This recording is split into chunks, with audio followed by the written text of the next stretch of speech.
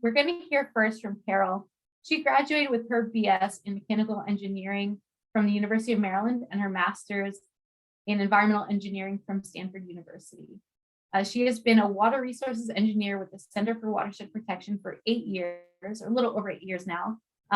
Some projects Carol works on include stormwater research, stormwater guidebook development, BMP design and permitting, plan review, water quality monitoring, and our clean water certificate training program, as well as construction inspection. So turning it over to you now, Carol. I lost my unmute button. Hi everyone. Hope everyone's having a good afternoon. So let's see. That's all right. Maintenance. So we're talking about green infrastructure, or like Lee said, there's a billion different names. Each jurisdiction kind of calls it a little bit different. They are like slightly different. Like now the nature-based solutions is another term to throw in there into the list of words to call this. But we're mostly talking about stormwater infrastructure that helps with water quality, and now we're looking more about water quantity and the maintenance of those practices. It can be conservation landscaping, to rain gardens, to permeable pavement, to green roofs, to underground storage. All of those can be lumped under the stormwater best management practice title. Today we're going to mostly focus on more things like a bioretention, bioswale, rain garden, and permeable pavement, just because those tend to be more prevalent in a lot of areas, and we only have I think 2 hours, an hour to go through it. So I just picked the most common ones. A lot of them do apply to multiple different BMPs as well. And I tend to call them BMPs because that's what we call them in Maryland. Gonna try to say GSI. All right, so why is maintenance important? So similar to a car that needs tune-up and oil change and tire rotations and detailing, and you need those things on a regular routine basis for it to run properly. A GSI is the same way. You have to have routine maintenance. It's not just a build it and walk away kind of thing. There is a lot of maintenance required to make sure that it's running properly. And without maintenance, if you build it and don't maintain it at all, it's much more likely to fail before the design lifespan. So you design them for 20, 30 years. If you don't maintain them, they could fail within a year or two. And when I say fail, I mean that you have to go in and have very costly methods to fix it. So one of the reasons, without maintenance, it's very expensive to fix. And then the second reason is really that it can be a safety or flooding issue, especially if your system's in line. So if your system is what drains the water eventually, like let's just say a stormwater pond, if it's not maintained and it's flooded or the outlet is clogged, it can cause flooding on the roadways or in the parking lot, and all those things can be safety issues. And also maintenance, you're also looking at structural integrity of pieces of the GSI as well. So it is really just like bridges and culverts. You have to go look at them every once in a while because it could be a safety issue. People are driving on it. And so it's really important to inspect them. Might not necessarily maintain them, but at least inspect them. And a lot of them are required by state and local permits. Depends on your state, depends on your permit, what it actually says. I just pulled out one in the New Jersey stormwater guidebook. It says bioretention inspections are required twice a year. Whether or not they actually check it, that's a different story. I'm not sure. Someone from New Jersey can chime in, but not having it maintained can become an issue, or inspected, because you're building these stormwater practices to improve water quality, but if it's not working, you're not actually improving water quality. It's just like a big bathtub sitting in the middle of an area. So it's very important to maintain them. And then the other thing is really just aesthetics and public perception, especially if you're in somewhere like a park or a popular area where people are walking around. The maintenance is important just because you want people to enjoy the green space and cherish the green space and not throw trash in the green space. If it looks bad, a lot of people associate it with it not being a good area. And so that aspect of it's pretty important too. And so I stole this meme from somebody else, but it says, if this is how we would get to work if we believe in the saying, if it ain't broke, don't fix it. BMPs, you know, you don't want to wait until it's broken before you put in the effort to fix it. I just wanted to highlight was it New York's? They have a whole maintenance guide. This was it's fairly new. It's 2017, I think that says. So it's a nice resource as a newer resource for maintenance of different BMPs. And I wanted to quickly highlight some maintenance training. So this is a very short, like, intro to BMP maintenance or GSI maintenance. There's a lot more training out there that if you want more experience and you want more knowledge about it, you can kind of access those other trainings. CBLP is great. They're very landscape focused. Then there's the Clean Water Certificate, which is what the center CWP hosts. And then there is, so aside from this kind of training, we do a lot of other trainings. We can do more detailed training and longer training about maintenance. There's the NGICP, which is hosted by EnviroCert. And North Carolina State's inspection and maintenance certification. I can't remember if that is virtual, but that one's a great one too. They're a little bit technical, but they're a great resource. And then I think someone else mentioned the Green Infrastructure Champions program. And then Mount Cuba Center also has a lot of great resources, and they're more about landscaping, but you know, a very important piece of maintenance training for maintenance of GSI. I just thought you guys might be interested, so I threw this slide in there. All right, just really quick, some terminology that I wanted to differentiate. Inspection versus maintenance. So inspection is going out into the field and assessing the practices and kind of noting down what needs to be done. Maintenance is actually going there and fixing the issues. And the reason why I separate these two things is because a lot of places, people who are inspecting it and people who are maintaining it are two different people. So it's important to kind of notice that, and it could be the same too, right? Small organizations, it's the same people. But in a larger organization, you have, you know, a crew that goes out and visits, you know, there's 300 BMPs, notes down what's wrong, creates like a work order, and that work order gets sent to, you know, whoever the maintenance crew is, and the maintenance crew prepares what they have and what they need, you know, whether it's equipment or just materials. Let's just say they need to remulch, they'll bring a load of mulch so that they can remulch these, you know, 50 areas. And so I just wanted to highlight the difference. I'm going to mostly focus on maintenance, but I'll just briefly go over some inspection points as well. And another terminology thing, there's different types of maintenance. There's the routine maintenance. So that's like your oil change, your tire rotations. Then there's restorative maintenance. That's like replacing your engine of your car. And routine maintenance, proper routine maintenance can help avoid the restorative maintenance, right? If you get your oil change, you're less likely to have to replace that engine. It might just die. There might be other issues that's not related to maintenance why your engine dies. Same thing with stormwater management or green infrastructure. But the better your maintenance is, and the more frequent it is, the less likely you'll need restorative maintenance. And restorative maintenance is really when it clogs to the point where something simple and easy, like a person with maybe even just like a small mini excavator can't fix, that turns into major restorative maintenance. And another way to call this is proactive versus reactive maintenance. Like proactive is you're fixing things before it breaks. A major restoration is typically something has failed and you need to react to it and fix it immediately. And another reason why restorative maintenance can get expensive is because a lot of times there's some safety issue or some typically safety issue that might be driving it, and that can get expensive because you might have to close down the roadway. You might have to have an emergency crew come in, and you kind of want to avoid those situations. Not always, that's just an example of why like you kind of typically avoid restorative maintenance.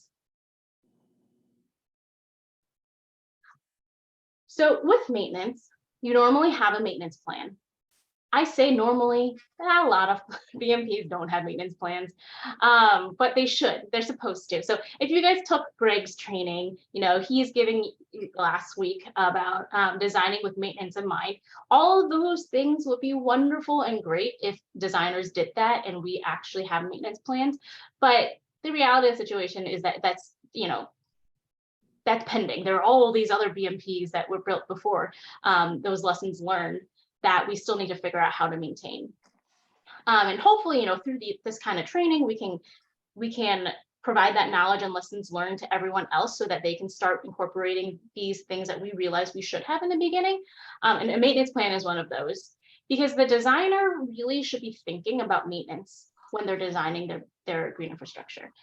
Who is going to maintain it? What resources do they have? I think Greg mentioned this and I agree with him. Maybe you can a simple planting palette. If you don't,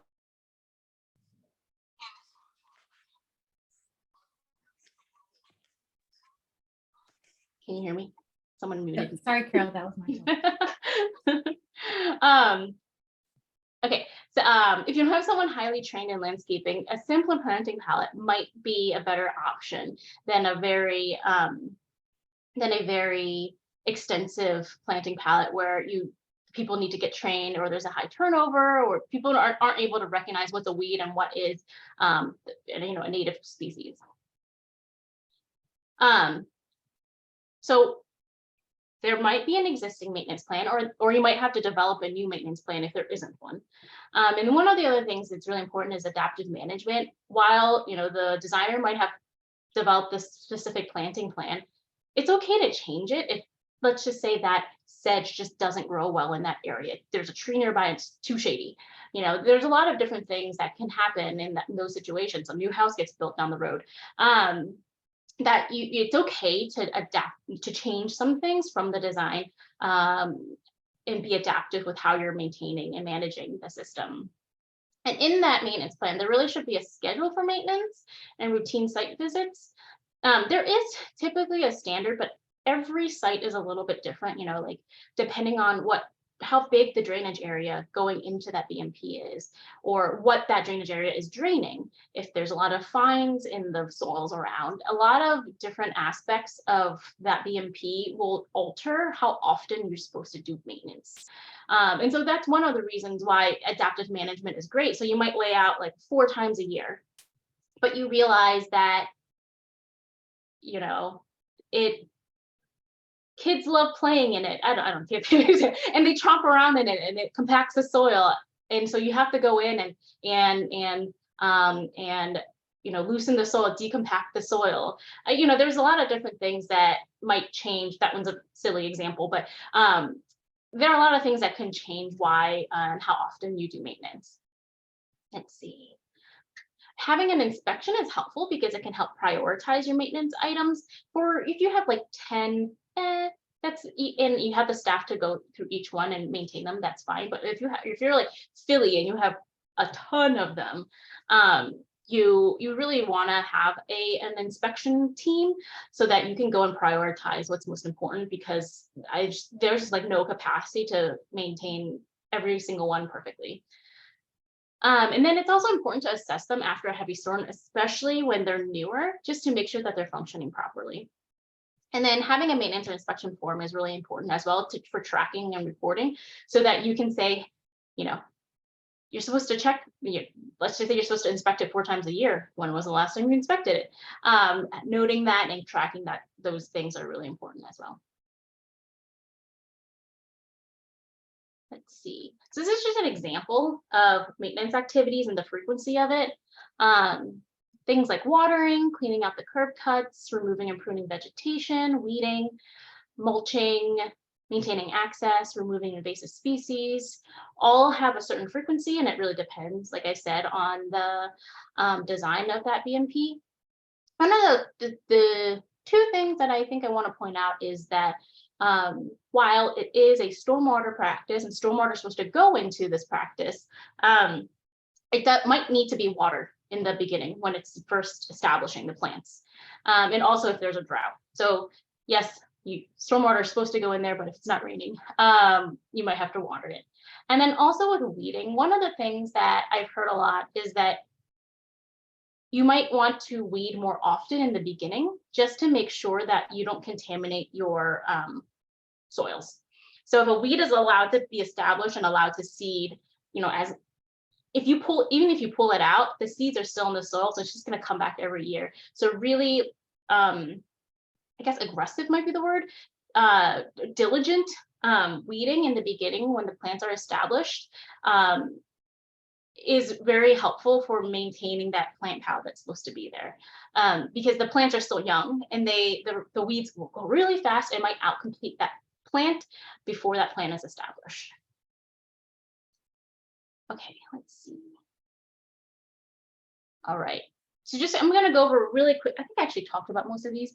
What restorative maintenance might look like. There are some restorative issues that might be solved with a small crew and some equipment, but a lot of times with restorative maintenance, you might need some guidance from an engineer. It depends on or a landscape architect. It depends on what the problem is. Sometimes restorative maintenance doesn't have to do with the routine maintenance issue, right? It has to do with it was designed incorrectly, it was constructed incorrectly. And only with time and with inspections do you realize, oh, that, it's not because we planted these 10 plants, it's because the outlet's too high. There's a lot of different reasons. And at that point, when it's a major change, especially change to like hard infrastructure, you might need an engineer or landscape architect to make those changes. And then sometimes it might require specialized equipment if a permeable pavement's completely compacted. There are certain vacuums that are needed to be able to suction out the dirt in the clogged pores. So some activities include minor structural repairs, and major structural repairs too. I don't know why it says minor. Structural repairs, that one is always a really important maintenance thing. If I think I might have a picture in here, like if it's a parking lot and the parking lot is caving in, it's a huge safety issue. A lot of times BMPs are at the edges of parking lot and they don't have an edging and the asphalt is just falling into the bioretention. That's a safety issue. And those really should be addressed as soon as possible. Significant vegetation management, significant erosion repairs, jet vacuum cleaning, and revegetation. So we just show some pictures that needed some restorative maintenance, and you guys can put in the chat. Let me open that. See if I can figure out how to turn on the chat. Okay. Let's see. What issue do you see in this picture? So it looks like, I'm actually not 100%. I think this is a permeable pavement that cars parked on top of. And then there's some riprap stone next to it. Or that could be a bioretention swale. I can't really tell. Erosion and structural issues.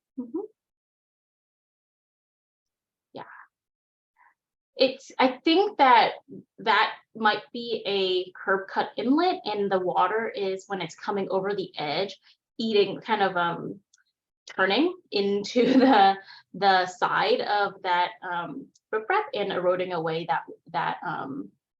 the structure there. So this one can become a big safety issue if it just keeps eroding away into the subbase of the parking lot. All right, what issue do you see with this photo?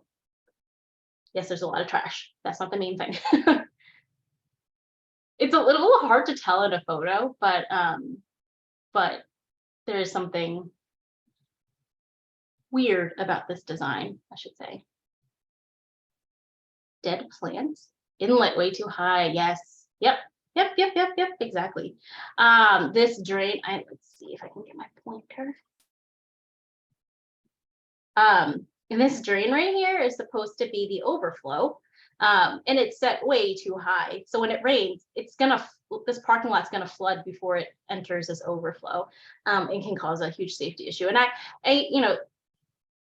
there could be some other catch basin out here, but then this is pointless, right? Water would never get this high leave the site through this hole. So yeah, exactly. Either it's a design mistake or a construction mistake that should have been caught. And this would require restorative maintenance to, most likely they'll have to cut this down and lower this overflow. They could, you know, kind of excavate everything out and lower the whole BMP as well. I don't know what they ended up doing in this example, but yep. Next. Oh, sorry, let me just look at the chat. Was this planned for infiltration? Potentially. But that the overflow is not very useful. It seems from this picture that water would never enter that hole unless the parking lot was flooded. All right, what do we see in this photo? Sorry, it's a little blurry. I should have found a better quality version of this photo. Yep, broken pipe and cracked pipe. So, you know, when you do your inspections, you go in and you see this, you're going to need some sort of equipment to fix that. And like concrete piping experts to reinstall the pipe, or figure out, you know, it's reinstalling it, right? It's fixing the problem, but also investigating why that's happening, right? There might be some erosion that's happening underneath that's making the pipe stick out too far, and then that pressure is cause it to crack and break apart. And so, you know, you can replace it, but if you place it with the exact same thing, it's the exact same thing might happen. And so kind of involving an engineer or, you know, a technical person to kind of look at why it's happening. You know, this might be a situation where you call the engineer and be like, this thing happened. Do we need to redesign something rather than simply replace the exact same thing?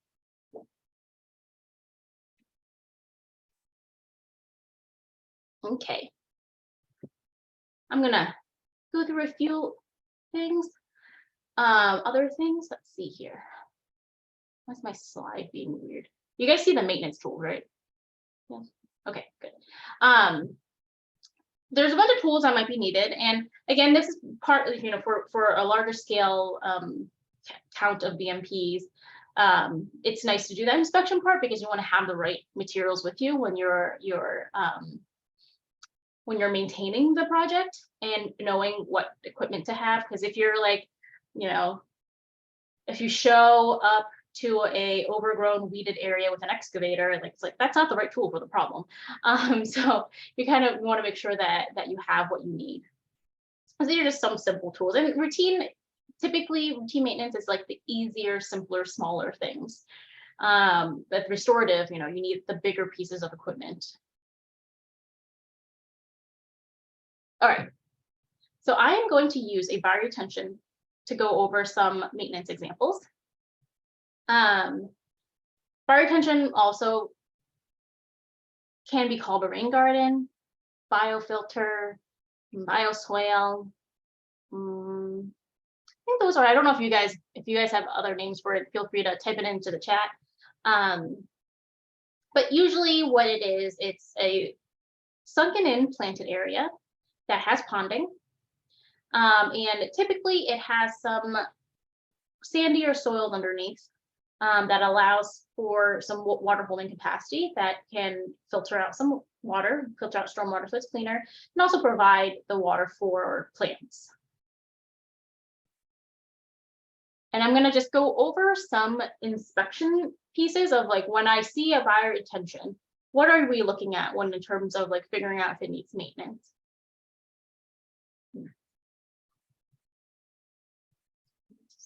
There we go. So if you look at a bioretention from the top down, there's different zones. There's this inlet zone, which is where the pre-treatment is also living. There is the bed and vegetation, so the kind of the flat area, side slopes, and then the outlet zone. So just to give you a picture of what they look like, this here is the inlet, including the pre-treatment. There's some erosion happening here. The side slopes here, the bed and vegetation, and then this is the outlet. Skip that one. So these are some of the visual indicators, and this is pulled from the Bioretention Illustrated done by Chesapeake Stormwater Network. It's a great visual guide for how to do inspections. Especially if you're not too familiar with them, it gives you a photo of how you would rank things, whether it's, for this example, for Bioretention Illustrated, I think like 1 is good and 4 is bad. And so what would you rate it, 1 through 4? Maybe it's a 1. And so then, you add those up and say, oh, this bioretention only gets a 3. It doesn't need to be maintained yet, so we'll just hold off on that maintenance. And then there are some things like structural integrity and safety. If there is any issue with that, usually your inspection form will say like immediate attention needed for those things, right? Because if it's a safety issue, those things should be addressed as soon as possible. Let's see. So these are just some of the pieces that you're looking at. And so next, I'm just going to go over pieces of these they can I kind of grouped them together as to like things to look at. And so we'll just go over a few of them. Vegetation. So vegetation, a bunch of different GSI will look very, very different, but they could have been designed that way. It really depends on the designer and the team that maintains it, what it ends up looking like. Assuming the team that maintains it knows what they're doing. And so having that planting plan that the original design has is very helpful. Having that maintenance plan that the original design should have is also helpful. Sometimes those things just aren't there and they are lost, and that's fine. Well, you just have to redevelop something for that area that fits the need of that space. So depending on how it was designed and what season it is, it looks different. A brown plant does not necessarily mean that it's dead. It could just be wintering. And so all of these are fine for how it looks. And they're in good shape, but they all look a little bit different. So there's a lot of different types of vegetation that you can put into green infrastructure. There are trees, shrubs, herbaceous plants, and then grassy plants. They all have their benefits and their negatives. And it takes training to be able to design these things. You can maybe just throw in some sedges and call it a day, but it's best. A lot of places do require an expert to design these things, and sometimes that expert's an engineer, and that doesn't really make any sense. But put that aside. To design these well, proper like landscaping training is really important, and understanding the placement of it, right? The plants on the side slopes are going to be different than the plants in the bed. The side slopes are not going to get as much water. The plants right at the inlet are going to be different from the plants on the other side of the bioretention. Having trees, while trees are great and have a lot of co-benefits, in a bioretention, the roots have been shown to break the under drains. The leaves you have to clean out. It's best if you clean it out if they drop leaves. But if you have a staff that is available to clean out those leaves, great. So it really, really depends on a lot of different things about the type of vegetation that is in a bioretention. So the 4 main things that plants need for growth: water, nutrients, growth media, and light. Water, we kind of assume that the stormwater is going to take care of it. But again, like I said, if there's a drought, you might need to water those plants, especially when it's first established, because it has shallow roots. It isn't able to access deep within the bioretention or in the native soils to kind of suck up the water that is deeper underground. Nutrients, we do not add fertilizer to plants in bioretention. I shouldn't say nobody does. a lot of times our concerns are nutrients to begin with, like the nitrogen and phosphorus. So you don't want to add nutrients into your bioretention, because the whole point of them is to remove that from the water column. By you adding it, you're just adding the pollution back in. So, that's the mindset. Some places nutrients isn't an issue, so then that's fine. Like let's just say heavy metals. But we typically do not add nutrients to our BMPs. Some people have soil amendments that is compost that they do add. We just typically try not to do that. And then, you guys aren't in the Chesapeake, so you might have a little bit more flexibility. A growth media. A lot of times in bioretention, it is a replaced media. So it's some sort of bioengineered media that's very high in sand and very low in organic matter.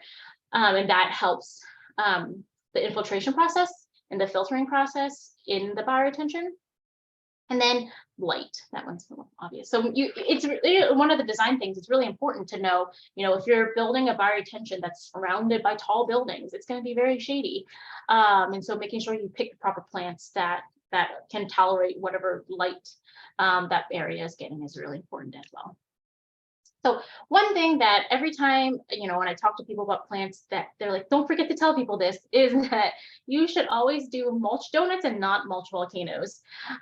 So you should leave mulch, how do I say this? Mulch should not be touching the bark of the tree, like very close to it, because what happens, the purpose of mulch is to retain water and, and to decrease temperatures around the tree to help promote the tree growth. And when you put that mulch, you water the mulch, right? You put that mulch really close to the bark, and can cause a lot of, it's a damp environment, can cause a lot of diseases on those on that tree. So mulch donuts, not mulch volcanoes. So next. So I'm talking about plants. What plant do you plant? This is not a landscaping class, and I am an engineer, not a landscape person. So there are a lot of state and local agencies that have planting lists for green infrastructure. And if you guys have local resources that you like doing, feel free to drop them in the chat, because there's a ton out there. Like I said, Mount Cuba, I think, has a lot of native. I think they sell plants. Can't remember. But there's a lot of resources out there that have plant lists. And like the one from, I think, New York, it's like native plants, but it doesn't really go into detail about where should you plant them in specifically a bioretention. So there are other resources that talk about that, saying like the Maryland one tells you it's a facultative wetland, blah, blah, blah, blah. And so it survives very well with like wet feet. And so there's a lot of different guidance out there. And also, something that's quote unquote native to Maryland might not be native to like upstate New York. I'm not going to go into that discussion of what is native and what is not. But yes, great. Having other resources, local resources, is always really helpful. Okay, I'm just going to skip this. Oh, the one important thing I want to mention about this vegetation and bioretention is a lot of times there is going to be turf grass on the edges. And that's not a guarantee. Like if you're in a sidewalk, like there might be a little patch of grass next to it. But in kind of larger areas, more suburban areas, it's typically turf grass around.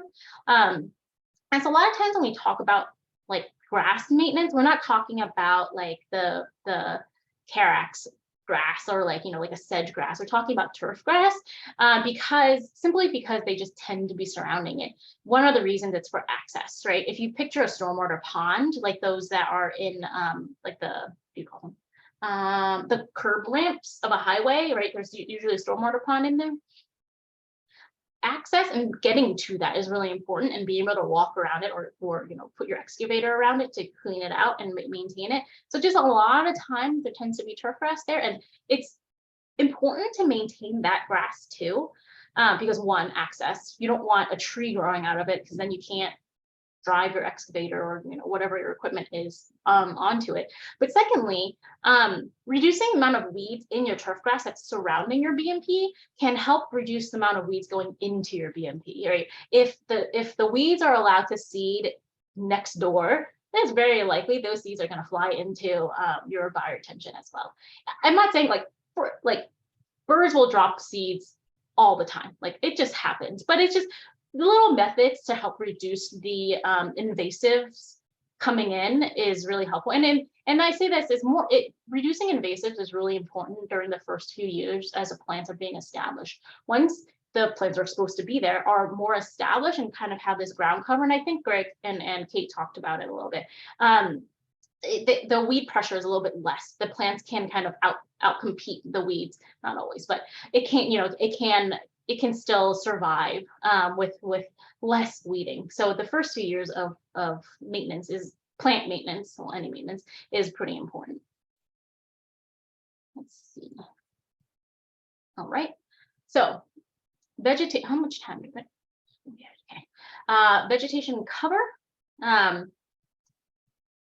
This one's a little obvious. It's how much is covering the ground. So this is if you're looking at it from the top down, right? If you have a tree, it's the whole tree canopy, not just the trunk. You want full coverage. I think 85% is usually what they go for. So you're looking for the top down, what is actually covered by plants. And this is after establishment. Obviously, when it first plant them, it's not going to look like that.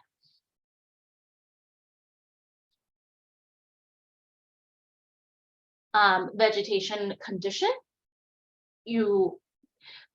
with a lot of vegetation maintenance, training is really important, because especially things like a diseased tree, a normal person has no idea what that looks like. Maybe you can expect if that tree is the exact same tree as the next tree and the one's dead, like, what something's wrong, right? Like that's the extent. It really recognizing, identifying diseased trees and taking them down, I think is something that really requires experience, because you don't want to take on the wrong tree as well. And also, even in some jurisdictions, you need a license to remove a tree. I don't know if in the Delaware there's any that do require that, but I know that there are other jurisdictions that you need a forester, but that's not right. I can't remember the term. You need a tree person certification to be able to cut down a tree. Like in DC, you're not allowed to cut down a tree of a certain height. You're not allowed to cut down a tree in public spaces. And also, trees aside, because trees it is a little bit difficult to learn about those. It's a whole major, right, in college. With weeds and invasives, that also takes a lot to identify. You can identify like the natives and be like, oh, that's an iris, that's the Joe Pye weed, and that's blah blah blah. But there's like a gazillion weeds out there, so that can be difficult to identify. Again, I think that there's a ton of training out there in terms of vegetation identification. And one of the prominent issues of BMP maintenance that I hear all the time is that the screw went out, everything looked like a weed, they cut all of the native vegetation down and they mowed it all down. And I've heard that story literally from every single city or jurisdiction that I've talked to. I've heard of a maintenance guy going through and mowing down the whole forest buffer. And it's not like they intentionally did it. They didn't get enough guidance, the staff member, and they didn't get the training that they needed and were told to do something that they weren't qualified to do.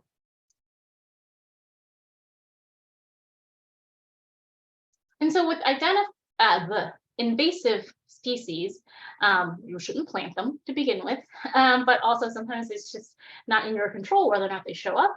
And removing them when they're smaller is a lot easier than removing them when they're extensively covering things, because not only is it hard to remove them, some of them, just because you remove the plant material, if there's any roots, it's just going to keep growing.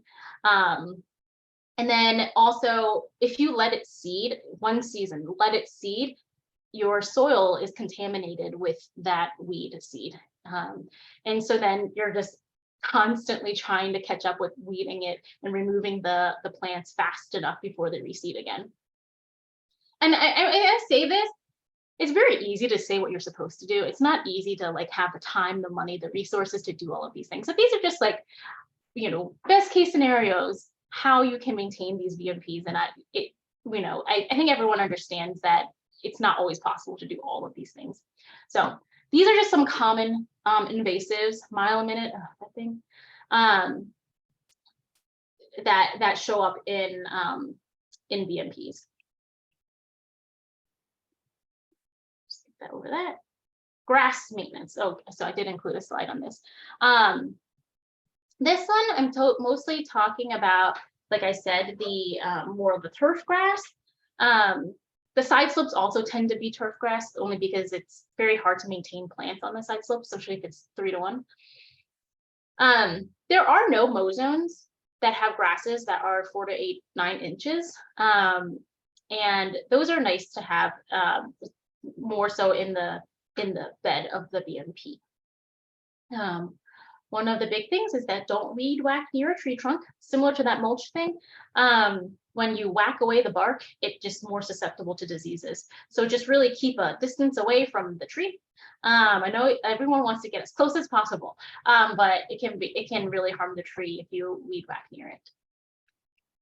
And like I said, mowing the area reduces weed blooming and weed seed contamination of the soil media. Just gonna skip over this real quick. Okay, so plant identification. Like I said, there's a lot of training out there and Chesapeake Bay landscape professionals, they have a native plant stormwater VMP field guide that I love. It's like laminated, and it's about, I don't know, it's like a handheld thing that you can kind of go through and learn a little bit about the plants. It tells you where it's best, where in that VMP it's best planted. I think it tells you like the sunlight and the moisture, or like how much water it needs. Then there's also the plant invaders of the mid-Atlantic natural areas. I feel like that one has some wrong information in there, so you should double check it. The last time I looked, I was like, I don't think that's right. But it is a really good resource specifically for looking at invasive plants, right? You can look at the native plants and the invasive plants. There's just a lot of plants to study. Some of the apps that I've seen that have worked is iNaturalist and Seek. So you take a picture of another app is Picture This. Great. I take a picture of the leaf or the flower, and then it may or may not recognize it, but it'll kind of pop up like it might belong in this family, and it has a GPS of like where you are. So it's like, because you're in Washington, DC, it's most likely this. So that's really cool. So if you're not familiar with plants, like I'm not, using the plant ID apps are great. Let's see. So I just picked out 2 invasives that I don't like that invade my yard, that I thought were just a little bit interesting. So tree of heaven, I hate these things. I did not know this. I made this slide and I happened to look up some facts. It's a preferred host of the spotted lanternfly, which kind of makes sense because they're both from Asia. So another reason to chop it down. They have smooth leaf edges. That's one of the ways to recognize them. They do look similar to black walnut, but so this is what the leaf looks like. There's smooth edges, and that redness in the stem, I guess, I think is indicative of tree of heaven, and also it smells really bad. And their seeds look different. They don't have walnut seeds. Their seeds are these like green pods. And the problem with tree of heaven is that even if you cut the tree down, the root, it will just regrow from the root. So you have to like remove the whole tree trunk and get all the roots out as well. And so removing this when it's small and tiny is a lot easier to remove the whole the little seedling than to actually have the whole tree like trunk growing and the roots are kind of just invading your soils. And then another one is mile a minute. They're like farmed, so when you try to remove them, you have to like wear gloves and long sleeve shirt.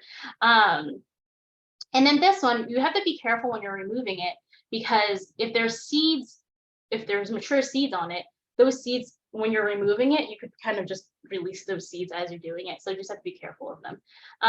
can grow up to 6 inches a day. So this is not a fun one to have and try to remove. One of the things that I've read is that it's not shade tolerant. So once the canopy fills in and you have a very dense cover of the native species, they tend to not invade as much because they don't like the shade, the understory of it. Okay. So just really quickly, I think Greg kind of talked about some of these things, so I'm just going to do them pretty quickly. So some of the other things to look at and think about during maintenance is debris removal, removing all this sediment that's sitting out here, and also, if you guys remember this picture from last week, this riprap is a little too high, so adjusting it would help with maintenance and not having this sediment falling out down here. It's just trash. This one, I should have made the picture a little bigger. For this picture, it's supposed to be like a riprap apron for energy dissipation, but it's covered with whatever leaf debris is coming from the trees nearby. And so just removing, you can use a leaf blower or a vacuum, or pick out the rocks, which does not sound fun, to kind of clean up the leaf debris. Again, it's easier to clean, as with any leaf collection, right? It's easier to clean it when it hasn't been aged. I think that's the way I would say it. Because if this had just fallen, you could very easily blow the leaves to a corner and then suck it up. But once it's rained, given some time, it's kind of matted onto the riprap, and it just takes a little bit more effort to clean it out. This one, remove leaf, like this leaf is a lot easier to remove than this smush down leaves. So removing it when it looks like this is just a little bit easier. Some other maintenance tasks, mulching. Again, Greg talked about this. Mulching is kind of going out of style, simply because it's like, it should be triple shredded hardwood mulch, I think. So that it doesn't float when it rains. But a lot of landscapers just put regular mulch down. And so every time it rains, all of it just floats up and floats out the outlet. And so, one of the things that I think some designers are doing more is using alternative surface covers. So having a native ground cover, making it turf, which is not, some people oppose that, but I'm just gonna throw it out there. Having really dense planting. They're just planting them so close to each other that you don't really need mulch. And then putting some stone or pea gravel on the bottom. The stone and pea gravel is can increase the temperature. So you just make sure it's a lighter color. And I think that typically in like areas where it drains to a stream, that's not advised. Skip that one. Sinking. Sinking is definitely one where you should alert somebody. Yeah, I say this, alert somebody. If you're that somebody, then you're alerting yourself. But I mean that as in, if you see it and you don't have the ability to fix it or figure out what's going on, you should tell whoever higher up it is, because situations like this one's only 4, but if it was any bigger, a car could get in an accident and get stuck. A biker, if you were biking on this, hopefully you saw it, but if you fell, you could very easily just your bike could fall over if you were to bike on top of this. And then circuiting, let me show you a picture here of why that collapse of soil into, it basically looks like soil disappeared. One of this can be an indication of a much bigger problem, because having a sinkhole could mean that your pipe is broken somewhere underneath. Could be caused by a tree. Could just have happened, whether maybe there's a seam there and it wasn't connected properly. One of the other things is that a lot of times that there's like a preferential flow that's happening really close to infrastructure. So this is, some sort of catch basin, probably concrete. That media next to the concrete, the water just kind of like, oh, smooth concrete, let me go there. And so it can just naturally kind of erode away that edge. And then it could indicate that this connection to the structure, so the pipe connecting to the structure should be, grouted and have some sort of watertight seal to it. If there is some problem happening there, that can also cause this sinkhole to arise. And then you have sediment in your pipes. Sediment in your pipes, which can cause clogging, and then the whole thing clogs. And so it's just, the earlier you can catch these problems, the better, because I mean, it's with any maintenance, right? If you catch your check engine light goes on, you should go and take it in to see what the problem is. I'm gonna skip filter meter. Okay, well, one of the last things is observation well. I'm pretty sure by now, all designs require, maybe not rain gardens though, but most designs require an observation well or a clean out. Clean out's attached to an under drain, an observation well just kind of sits by itself. And that is something that goes all the way to the bottom of the BMP, and there's a cap on it. And you remove the cap and look inside that pipe, and that pipe should not be filled. The pipe that's underground should have holes in it so that it kind of is indicating where is the water level right now underground. So when you open that cap and it hasn't rained in, let's just say 10 days, and it's filled with water, something is likely wrong with the system, because, well, okay, depends on the design. Depending on the design, if you open the cap, where that water is will indicate whether or not there's a problem. If it has rained, there should be water in it. If it has rained and there isn't water in it, that's also a problem. So, there's, depending on design, checking what you need to check for in the observation well is important. The funding. Okay, I think. Lee, sorry, I just double check. And am I supposed to end at 2, right?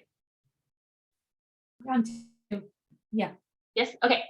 All right. Let me just look at resources. Yes, and I think that some of the people, there were some comments about resources that I wasn't able to read. All of the things I talk about, like as resources, will be on the resource sheet that Lee will send out at the end of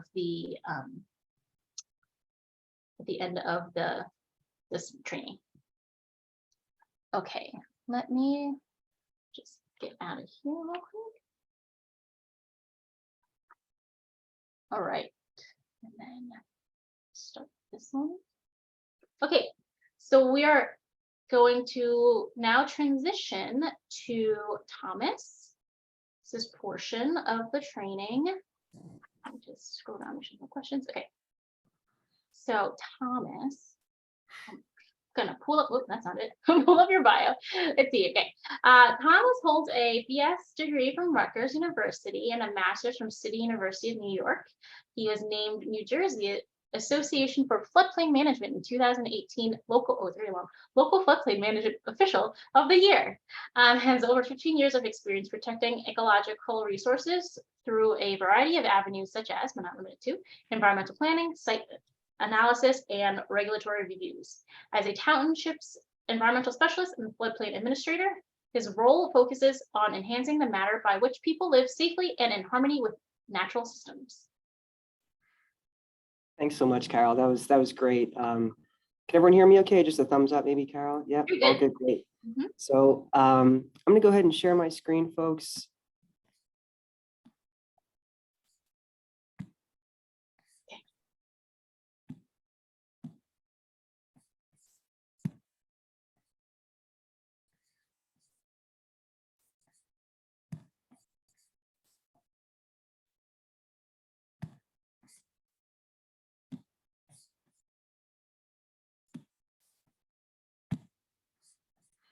Okay. Thank you so much, Carol. Thank you all for having me today. So as Carol mentioned, I have the pleasure and honor to work with the Township of Woodbridge in New Jersey, Middlesex County. I saw some friendly names on the call already, so I think some folks might know a little bit about what I'm going to present, but I hope it's helpful for many others.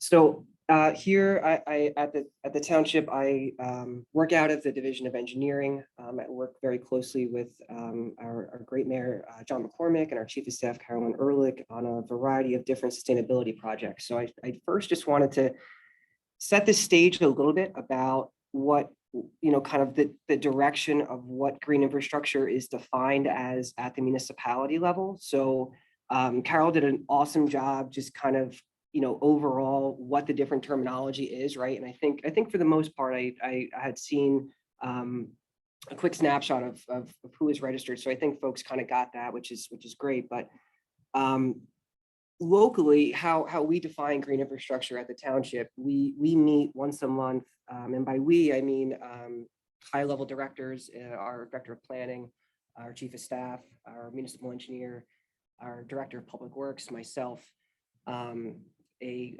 council representative as well, a utility partner from the water company. So it's a team effort. It's a collaboration that's been going on now for about 7 years. And it's defined internally as things like BMPs, like Carol had mentioned, right? So bioretention, through flood storage capacity, through floodplain restoration, conservation, preservation, all the way up to bike lanes and bike sharing programs. I won't talk about maintenance on the bike shares programs today, I promise, but just to kind of give you a big picture and where I'm going to go with this conversation, how it starts to marry in terms of local regulations, ordinances, things that the town has put into place to better position ourselves to continue to enhance our stormwater practices. A little bit about Woodbridge. Apologies, we are one of the oldest municipalities in the state of New Jersey. Just a quick snapshot there as to what we deal with here at the local level in terms of overall surface water, approximate number of outfalls and inlets. Also, we're 10 towns. We're 10 towns under one municipal jurisdiction. Each town has their own vibe, so to speak, right? And some are coastal, some are not. So we have, all kinds of different water to manage and control. Just a quick snapshot of Woodbridge itself and FEMA's effective floodplains on top of it. And again, just as I mentioned, right? So just thinking, kind of helicopter view of the town, everything that we have to manage and look at when it comes to water itself. We have commercial ports, we have preserves, we have a marina, we have our own functional wastewater facility that also takes care of other municipalities that are adjacent to us. We're also a town that hosted one of the first coastal retreat destinations in Boynton Beach and Seawarren. So a lot of folks used to come from New York in the late 1800s by boat before cars. So again, just, cultural connections to water, what that looks like, why it's important to us now, and why we want to keep moving forward. Just to, paint the picture a little bit, right? So that's where that historical reference marker is. And the second circle that pops up on the screen, I'll refer to it as the Watson-Crampton floodplain throughout the conversation. But basically, this is where a lot of the stormwater meetings, floodplain meetings, overall water resource meetings started to come into effect, right? So Superstorm Sandy was a big deal for a lot of states. I know I'm preaching to the choir here, right? But it reached an elevation of 12.5 feet in the lower Woodbridge River, which exceeds the most stringent FEMA delineation for that area. So it was a big deal, obviously. I don't need to reiterate that, but I just wanted to point it out because it paints the picture as to where we're going and what the devastation was and what we needed to start focusing on and start really realizing that, we need to manage expectations, right? So BMPs in their most traditional forms are not designed to manage hurricanes. Never will be, never are. But we need to collectively and comprehensively look at how we're addressing water and climate adaptation overall. So this was Ida, and I can't believe I'm saying this, that it was a year and a half ago already. And for a lot of you, Ida does not mean much, and I'm grateful and glad to hear that. Not the case in Woodbridge Township. We just to get a little into the engineering side of things, right? So Ida dropped about 9 inches of rainfall in 6 hours. Most flood insurance studies look at that much rainfall over a 24-hour period. So storm sewer inlets were completely over capacity in just about everywhere that this storm moved across the state. This slide is very important because I first want to just touch on what the town calls problem site maintenance. So we've established a operating procedure within the township that looks at storms coming in, the type of storm event. Is it coastal? Is it a nor'easter? You know, what time of year is it? Is it are we looking at a a full moon type event? So basically all of these things have been outlined into a SOP, and we work with our DPW, who I cannot say this enough throughout this presentation. You need to have help. I mean, I'm saying these words today, but the folks on the ground are the ones that get it done. And we have a stellar DPW team here that, so it's a team effort, right? So what it looks like, and I apologize for the wordiness of the slide here and breaking my own rules, but just so everyone could kind of see what it looks like. And I'm happy to share this afterwards with Carol, the actual SOP itself. But,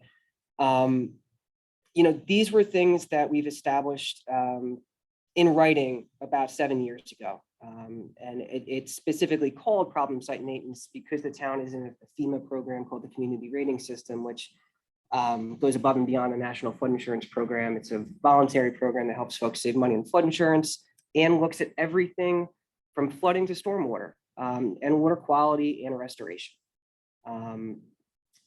What that looks like on the back end on problem site maintenance is GIS. So we use GIS internally. This is a screenshot from how I view the locations. And we sat down internally with the DPW staff that actually knows the issues at these locations, and we identified where they are, what the issues are. Is it something that needs to be structurally addressed? Is it something that we need to prioritize for capital improvement? Is it something that is going to take a long time to potentially budget for, and we need to address it each year until that point can come feasibly? Now, on the field side of things, DPW inputs this into their tablets, and it all integrates right into the back end on my side. And this is just a quick snapshot of what that looks like on my end in ArcMap. So they're all labeled. They have specific properties tied to them and descriptions tied to them. So, as we started to develop our program more and more, it became apparent that yes, enhanced maintenance is important, design modifications are important, but we also need to start looking comprehensively at watershed master planning. So this is one of my favorite quotes, and I think, it can't be said enough, right? This is a storm event that had little warning. We had some road closures in town. It happened a few weeks after Ida. So, the ground was still saturated, and it just shows you that, nature doesn't remember.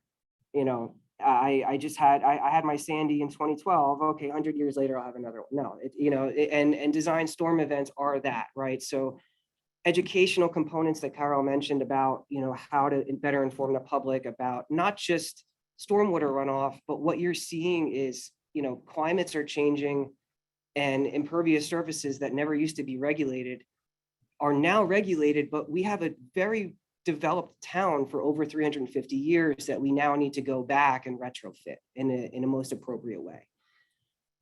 So what does that look like, right? So this is just a really neat rendering of something that was done by Rutgers Cooperative. So I know Dr. Chris Abrupta had recently talked to the group, and this is something that we're working on. This would be the first full complete street, green street, I think within the state, if it goes through in its full manner. So I'll, keep check on that. But at this point, we're moving full steam ahead on this, and I look forward to sharing updates moving forward.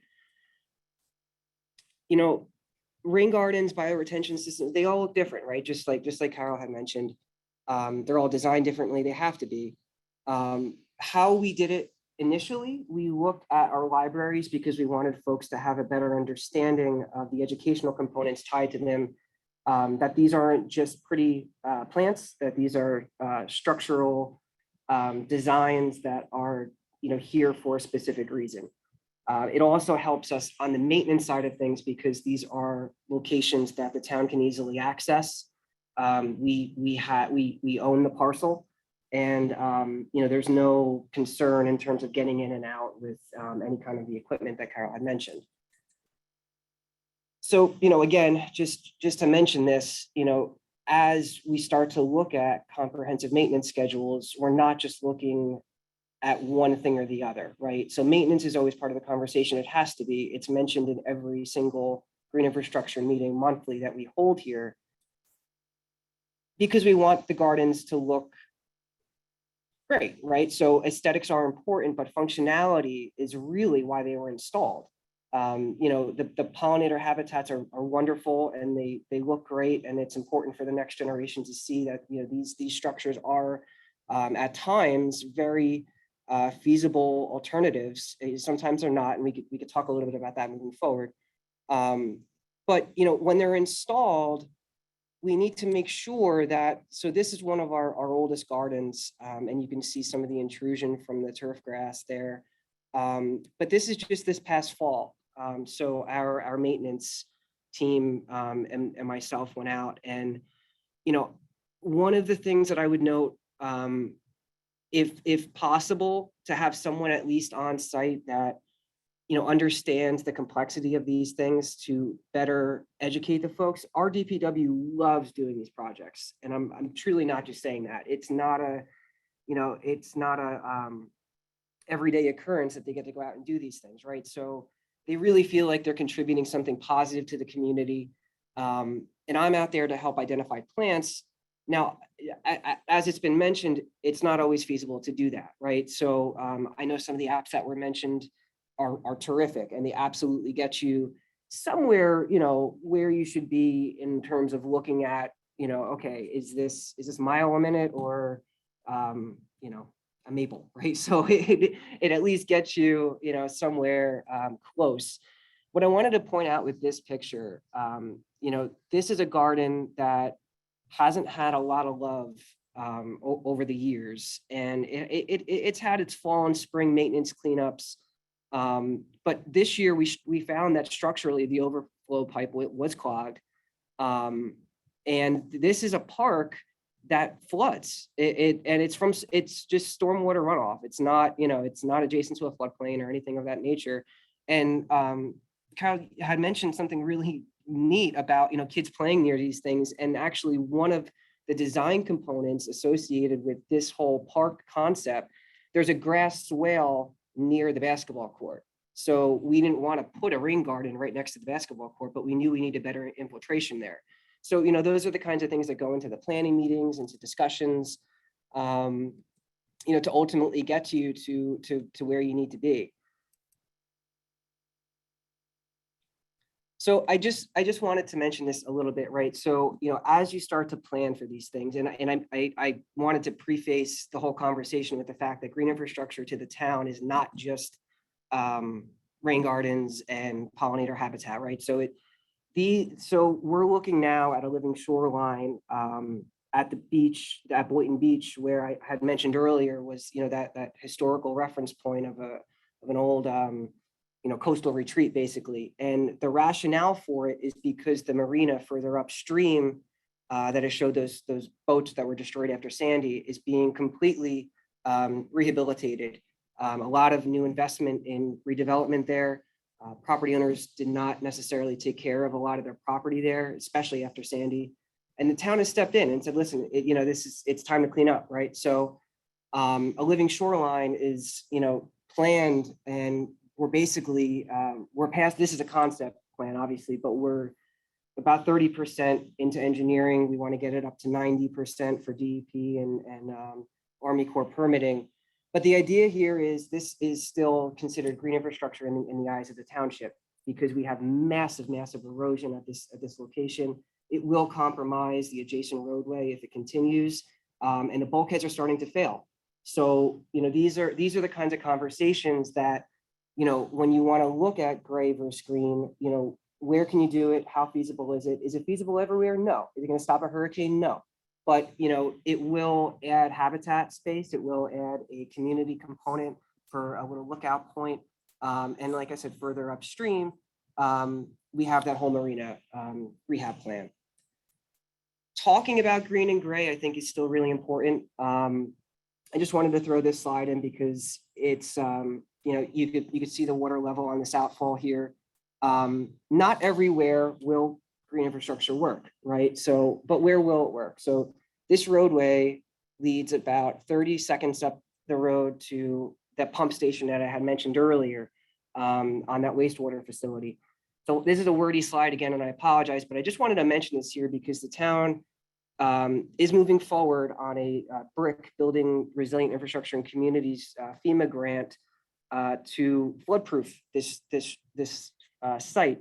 And it's important to note that, you know, grant applications like FEMA, they're starting to look at nature-based solutions as a weighted response to whether or not funding might be applicable or awarded, right? So as we start to prepare applications, we want to think about ways, can we include a living shoreline as part of the site feature, not necessarily something that's going to structurally protect any, you know, in a 500-year event, but it still adds habitat. It adds an enhancement component to it, and it reduces erosion rather than just putting in all new bulkheading. So again, remembering Sandy, how we got here. This is a neat picture that was taken from Monmouth County a couple of years ago. And I bring it up because these are the conversations that started how we internally looked at rezoning specific areas. So we have an open space conservation and resiliency zone. And one of the components of that zone is to look at better management of stormwater runoff. Also, obviously, tied to floodplain restoration and ensuring that folks are safe. But where the engineering inspector and Kathleen Kerwin from Rutgers there are standing is where a trail was developed about a year ago, and 170 homes were bought out after Superstorm Sandy and demolished, and now the area is preserved as open space. So we do these things because we know what flooding does, we know what surface water runoff can do, and we continue to investigate it, and we have community meetings about things like buyout programs. But it's not just about the buyout programs, right? So as we're doing those meetings with the public, we're also still talking about the planning reports that stemmed all the way back from Sandy. So this was a DCA grant that helped us look at neighborhood planning and what to do next. So specifically within the ordinance, and I tried to circle it the best I could, but you know, we look at vegetation requirements. So if you're going to live within this location, not only are there design criteria that are above and beyond the NFIP, there's also specifics tied to vegetation buffers, no-mow zones, things of that nature. So again, that Watson-Crampton area that we talked about early on, just to kind of give you a heads up, like where that is again on the map, right? You know, and we just continue to develop these partnerships. So it can't be understated that this is a team effort. And I get that that's not easy for a lot of smaller institutions, but I encourage you to work with the universities, with folks like Carol and the CWP, because we're all in this together, folks. And I know that's been oversaid, you know, for the last 3 years, but it's the truth.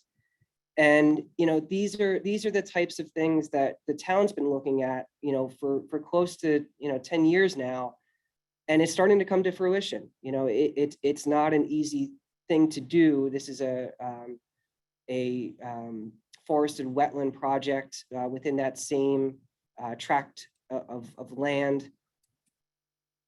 And again, you know, we do it not just because of the overbank flooding, but we do it because of the runoff of the hardened surfaces that the town has been accustomed to for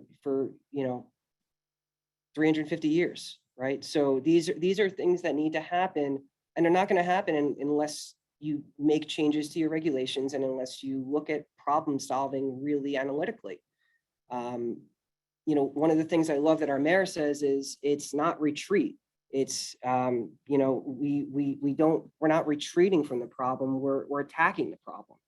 These are not, we're not backing down here, right? So these are comprehensive solutions to look at how to get to a better way of life. So that transect, right, I just think was such a great way to show the low maintenance zone, restoration zone. And this is the reality of what it looks like just this past fall. So these are no mow signs on these posts. We have a transition zone and then trails, further in the back. This is Dr. Brooke Maslow. She is a friend and she's incredibly intelligent, and I encourage anyone to reach out to her and her staff. But why continue the maintenance, right? And it's, I love, Carol, that you started it off talking about safety, because it is about safety. It's about the quality of life of our residents and our future. So these are tied to floodplain management, right? But they really bleed into stormwater. And one of the rationales associated with the OSDR zone is better management of stormwater runoff. And what's funny about it is it lines really closely up with the Unified National Program for Floodplain Management. So, these might look like really innovative solutions, and I applaud anyone that goes at it, but we've been talking about this as a society since the late 60s, right? We can't just build things. We need better comprehensive solutions. So this is a picture of the no mow sign, how a rain garden has been established within that trail sector of the restoration zone. So just a concept plan again of how to marry everything together. And then public perception, right? Carol had mentioned this too. This is post Ida, and obviously the mindset of these folks was not on stormwater. It was on the event that had just occurred. But the reality was, when Ida hit New Jersey, just like when Sandy hit New Jersey, it was not a hurricane. These are significant climate adaptation issues that we need to address now. Because God forbid, if we start to see the models that the tools that I'm sure we're all using are showing us that inundation levels will hit. So we do that through a lot of different ways, right? So we want to keep maintenance on the mind. We have a storm drain campaign where we work with high school folks. We also have a lot of different outreach events where we talk about the importance of managing stormwater at home. And we just get into the community and talk more about how all these things are connected, and how the data is created, and how profiles ultimately create a flood map. It's not abstract art.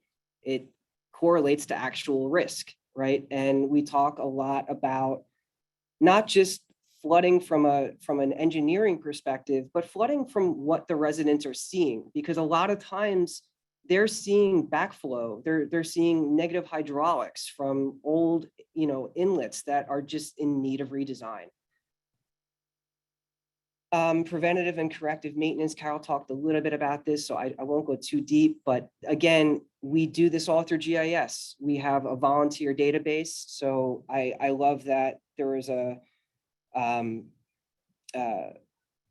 of description between the difference between inspections and maintenance, right? Because we train volunteers on how to do inspections, and it gets logged, and then our DPW goes back out to do the maintenance.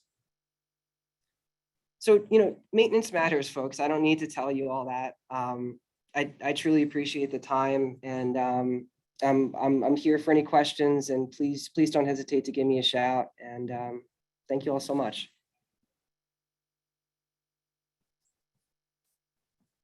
Thank you, Thomas. That was really great. So I'm going to open it up to some questions, both for Carol and Thomas. So you can either put your questions in the chat box, or you can take yourself off mute and ask away.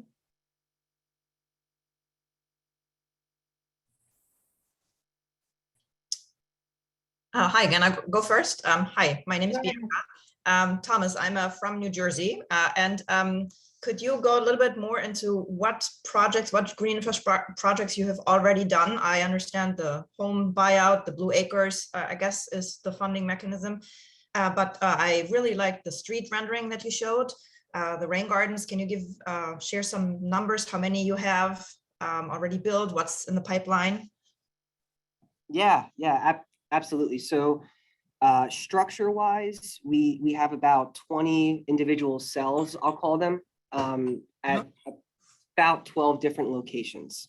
So all of our township libraries have rain gardens at this point, varying in size, varying in the number of structural BMPs on site, right? So for instance, the park location has like those, 2 grass swales by the basketball court, and 2 additional cells that I'll call a traditional rain garden with an overflow pipe and things of that nature. So in the pipe, we have probably our biggest bioretention project planned for 2023. It's a township parcel that is adjacent to a forested area. Basically, it's highly visible, and essentially it's just turf grass right now. And there's it would reduce mowing, it would increase pollinator habitat, and yeah, so stay tuned for that one. But that's a biggie.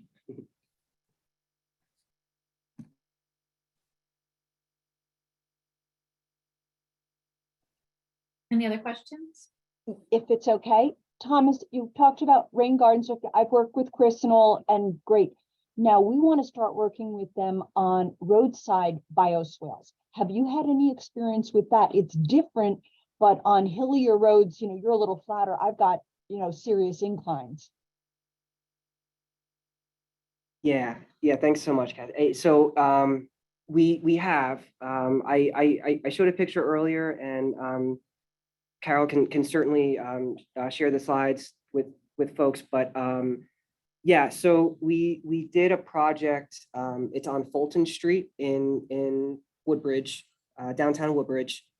So about a block and a half, 2 blocks away from that picture that I had showed of the little otter by the inlet. And it's 3 cells.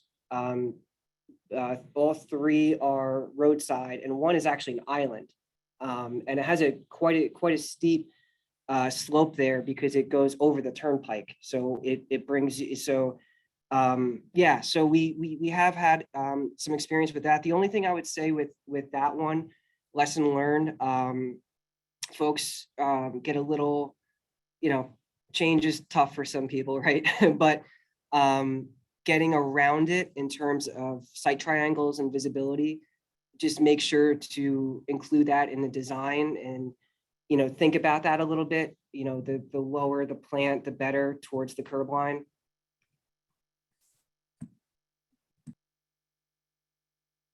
Yeah, and I can add to that too, because I didn't talk about it, but I also designed BMP. So if you guys have design questions, you guys can come on Thursday at, I think it's 1, is that right, Lee?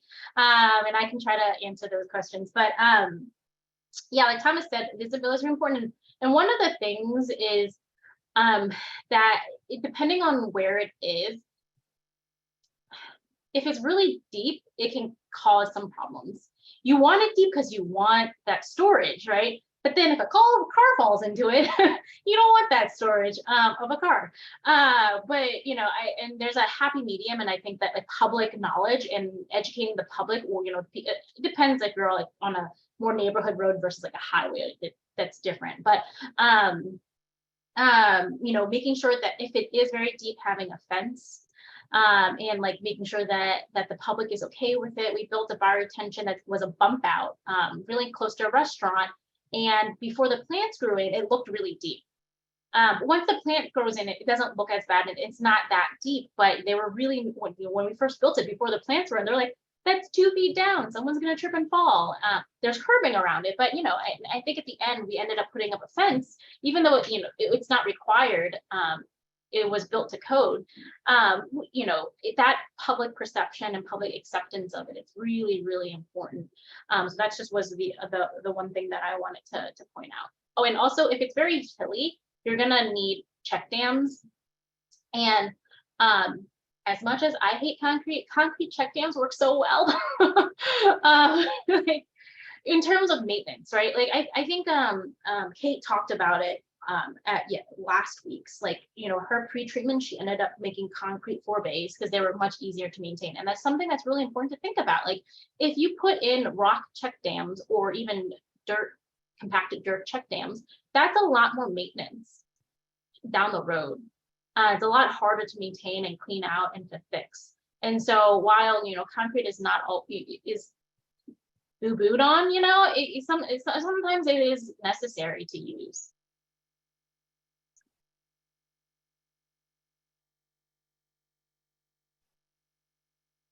There was one question that was brought up during your presentation, Carol, about using tree bags. And I don't know if Kathleen, if you wanted to expand on that question, but I think this was for newly planted trees, if they were an effective strategy when implementing them in green infrastructure. Right. My question arose because, you know, I know that volcanoes that were popular are frowned upon now, and the donut idea, but I didn't know how experts felt about encasing the tree, the bottom of the tree in the tree bag, which I assume has nutrients and things, but also keeps the bottom of the tree from getting any sunlight. So. Thank you. Well, if someone else has an opinion about that, feel free to chime in. I am not a tree expert. I know one of the concerns that people have is that people don't remove it after after the development of the tree, and that can damage the tree. But that's the only, if someone else has a thought on that. The only thing that I would add, Kyle, so we've planted over 5,000 trees and shrubs just within that one restoration area that I had mentioned. It depends on the age of the tree as well, right? So I'm sure some of the pictures, you know, folks saw the tubes. The tubes need they're their own maintenance too, right? So every 6 months you got to pick the tube up, make sure that anything underneath it, all the branches, you know, debris gets pulled out so you don't choke it out that way. So yeah, that's a great question, Kathy. I haven't heard of any concern tied to tree bags. So I do understand the thought process. I couldn't tell you that I've heard any concern tied to them though.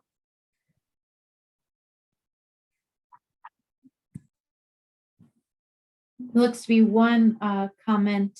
Oh, a couple comments in the chat box about tree bags. Yeah, the tree gators are for slow watering, 20 gallons of water that goes directly to the roots, but you do have to fill them. So that's, as you were saying also, Thomas, it's its own maintenance. And yeah, the tree bags are mainly for holding water. And let's see, Dawn worked an install in a park with 8 feet minimum native species in which the DPW did not water, and the trees cooked inside the bags. So it definitely, it sounds like the use would be dependent on what type of maintenance will be available to you post implementation. But thanks for chiming in, Lisa and Dawn. Any other questions?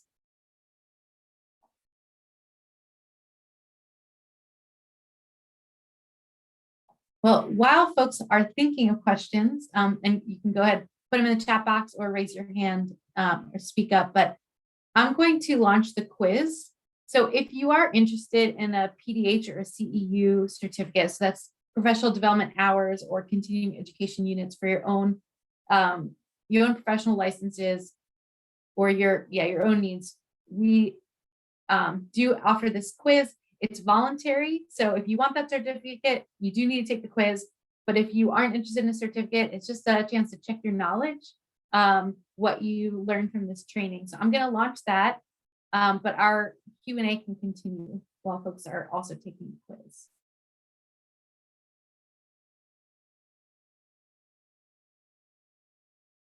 So while Lee is launching that, Thomas, I wanted to ask, how did you guys engage the public in projects? Like, what is your process?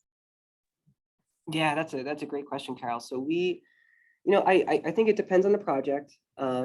We've had community meetings specific to the larger restoration projects where, full scale re-engineering was done. So we've had community meetings tied to that for years based on different project designs, right? So the forest to wetland project that I mentioned required state approval, which required a 200-foot radius notification of all property owners, which there's not too many folks within 200-foot radius anymore. So we went a little bit above and beyond that, and we tried to engage any of the neighborhoods that might utilize the space as a new public amenity. When it comes to like rain gardens, things of that nature, we usually get volunteer interest through some of our youth groups in town. We work closely with the schools.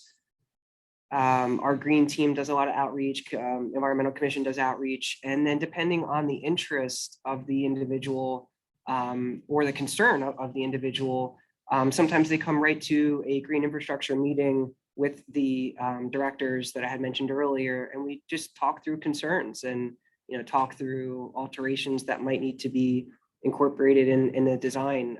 One instance, someone had a little concern about benches and that, that might lead to loitering. And we explained studies, and we've explained that, enhanced lighting components and sidewalks, that hasn't proved to be always the case, but we would take their thoughts into consideration. And ultimately, we took the benches out of that location, right? Because there were benches at that site anyway. So, it's a give and take. Yeah, definitely. Awesome. Do you guys use like social media, or is it just like letters? Or what mechanism do you use to engage them? Yeah, so we use the mayor's Facebook page to get out to folks. He has a huge following, and he is everywhere in town. So we utilize his ability to get out to the public. We certainly advertise on our website, things of that nature. But that's usually the best way to. And we also have our own local TV 35 channel that goes out as a closed circuit television, where our chief of staff Carolyn has a Greenable Woodbridge show that comes out every month that talks about all these projects, talks about what we're doing, how to get involved, how to reach me, how to reach the team. So a lot of different ways. Yeah, that's awesome. I mean, I think whenever people talk about green infrastructure, how to increase it, how to make it work, it's always, I think it comes down to like having a champion in government that pushes for it, and that gets makes it the easiest, is having that support in all the different aspects. It really makes our lives easier.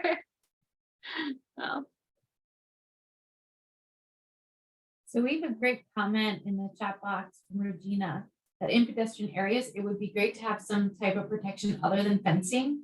So potentially a mesh cover during the establishment and to prevent accidents. Does anyone have suggestions or experience using other types of protection mechanisms besides fencing?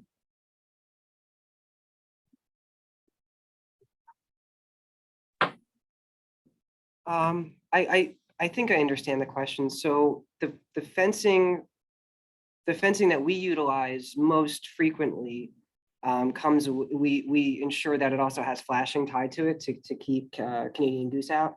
So you don't want those invasive species to disrupt the project area. I'm sure there's other mechanisms to use. The township here has not ventured too much into any of those types of roles. I don't know if anyone else on the line has some ideas. Yeah, for on my experience, there isn't that, I can't think of any projects where they've covered things with mesh, only because it's another maintenance thing. So you have to make sure someone goes up and removes it, so the plant's not going through the mesh. And so, yeah, I can't think of any examples. The only time I really ever see like mesh-ish things is for like geese distraction. That's the only time I see it, is to cover it so that the geese don't eat all, when it's near water usually, don't eat all the seedlings. That's really the only time I see BMPs with any mesh involved covering plants. But so obviously it is used, because those geese will destroy your plants if you let them. So Yeah, Kathleen Redling provided another example of, I guess, public outreach or just education about a practice. So they used spaced out lawn signs with cute messages or pictorials of what is happening. So these also help when the rain garden is perceived to be too deep. And I agree with that. I've seen some practices that also include some art. So it's recognized as a purposeful design and can bring attention to it. Another thing that is common is just a mowed strip. So there might be natural landscaping, but just one small strip that's mowed. And so it's identified as this is a purposeful barrier that it was intentionally not mowed.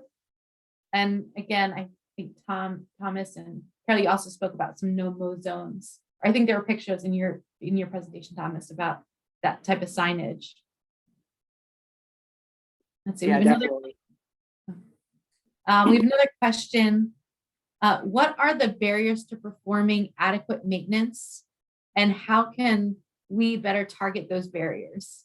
So most permits where GSI is implemented require long-term operation and maintenance.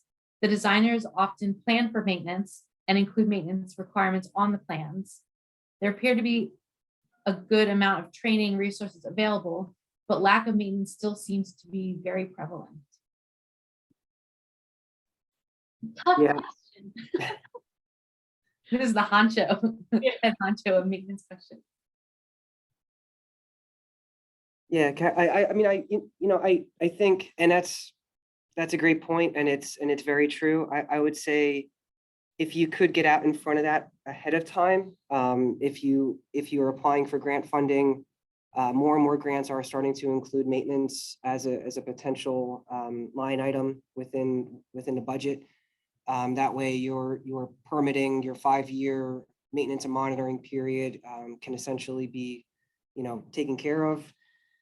What I would say is it's not a one size fits all approach. I've done work in so before the township, I was with a nonprofit and working down in South Jersey, and also before that up in North Jersey working for a preservation conservation nonprofit. And these things are done differently really everywhere, right? So it depends on the organizational structure of, I think, the municipality or the group that's doing it, and the dedication and ability of your volunteers or your staff to be able to get out there on a scheduled time frame. Because if you miss a 6-month period, you're going to set yourself back. Yeah, that's great. And one of the other things I want to add is that the maintenance workforce is tough to maintain. And I think that in Maryland, we have a lot of BMPs. And a lot of the contractors that do maintenance try very hard to keep their staff full time, but BMP maintenance is pretty seasonal. And, I think that is, outside the scope of like our capabilities to fix those issues, but I know that they're thinking about how do you keep the staff busy and keep them full time, so that you can, you don't have a turnover every year because you have to let the staff go. And have a plan for what to do during the winter, or like when it's really hot. Some landscapers do snow removal during the winter. So kind of, and that's really a workforce thing that is outside of grid infrastructure, but something that, I think that we as a center like have been having those conversations with those contractors, being like, hey, what methods, like what needs to be done to sustain that job, because the turnover is a big issue. Because like we said, plan identification. If every single time, every single spring, you have to retrain everyone, and like let's just say the staff just happen to fall asleep, right? Like, there's just and it's cost money to train them, right? Retaining staff is the cheapest way to do this, and I think that turnover is tough, and then just finding the workforce and educating the workforce. So there's a lot of workforce development out there for green infrastructure maintenance and construction. I know, I know that like there's a bunch of different organizations everywhere that works on that, and so hopefully with the infrastructure bill funding, and I know that some of the rescue plan, I think, funding went into workforce development, that just building that workforce and that knowledge, and even just public knowledge too, in the end, for jurisdictions that don't have as much money or political sway, or regulatory drivers, the public and volunteers are really where a lot of that maintenance is gonna happen. Yeah, we also have a great comment about when developing those maintenance plans, expecting high turnover and create documentation showing what the areas are supposed to look like. And so some of the resources that are going to be in the resource list, I'll send later, are some of those plant ID, or, a laminated card you can take out with you into the field to quickly identify invasives and native plants. But if anyone else has some recommendations on good documentation or support for maintenance staff to allow for better maintenance, please share in the chat box, or you can share with Carol and I, and we'll send it out to the group. And one thing I wanted to point, and this is very specific to Philly, because Philly is a much larger city than many of the people on this call, but they have an internal workforce development program that trains people specifically for maintenance. And I can't remember if they only do GI maintenance or if they do other like DPW-esque things. But I know that they definitely do green infrastructure maintenance. So like internally, they do this whole process with workforce development, with those soft skills and training those other non-technical aspects of having a job, and then incorporate them. And they have a really strong GIS system, like Thomas was talking about, where people go out and inspect it, and everything is ranked, and there's a schedule for every BMP, and having that process in place, having the supply of people and then the supply of problems, I guess, I don't know, maintenance items, and being able to line that up is very hard, but Philly seems to have kind of figured out, and it's a really cool process to see, because I've been reading about them and talking to them for so long that it's like lining up now to really efficient and really cool process. If you guys want to hear more about that, the Villanova Symposium from 2022, all of their videos are posted, and Aaron Kirkland, I believe, did a really great presentation on it, and so we can add that to the resource list too. All right, so I'm going to shift to some closing slides. And if you haven't taken the quiz yet, you've got about 30 seconds to wrap it up. And then the answers will also be available to you once I end the quiz. So I'm going to share my screen, cover these closing slides.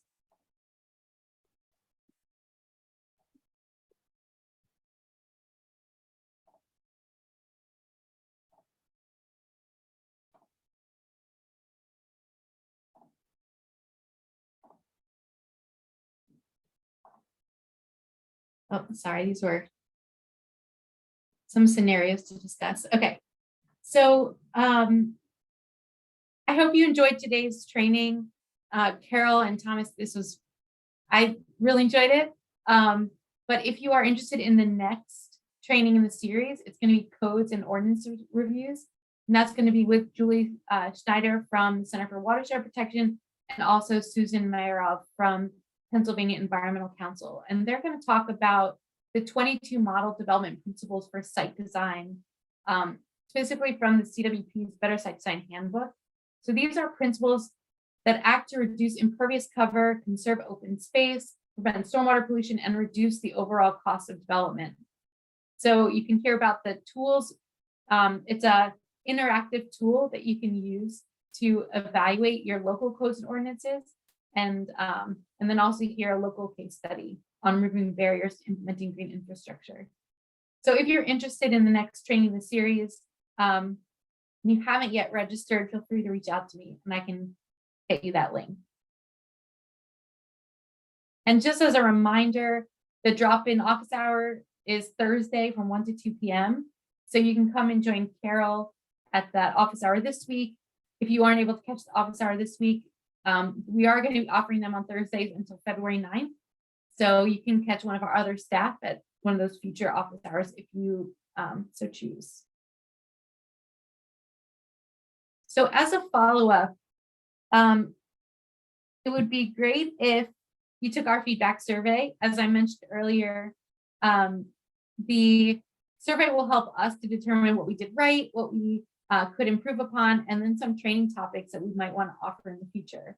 So I will share that in the chat at the very end, and I'll also share that in my follow-up email, which will include that survey, and then also this resource sheet that you can see on the right.